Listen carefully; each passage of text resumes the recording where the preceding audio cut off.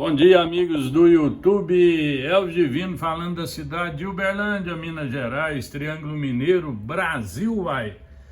Então, pessoal, ó, lavadora Brastemp, 15 quilos, reclamação, fazendo barulho aqui, ó, para centrifugar. O que é, pessoal? Vou mostrar para vocês o que é. Ela entra água, bate normal, joga água fora normal.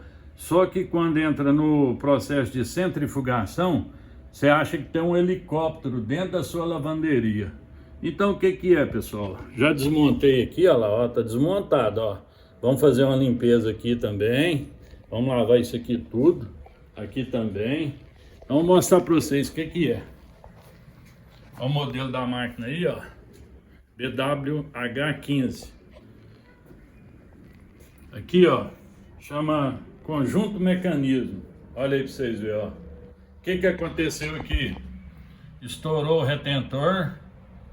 Embaixo do retentor vai um rolamento. Aqui, ó. Acho que dá para vocês verem aqui o rolamento lá no fundo, lá, ó. E na hora de centrifugar, vai girar isso aqui que vocês estão vendo, ó. E ela vai fazer aquele barulhão ensurdecedor. Então, isso aqui eu vou levar, porque aproveita-se as bases, né, superior e inferior, mas o kit mecanismo a gente troca. Se inscreva no canal, deixa seu like, o like é importante para quem produz conteúdo.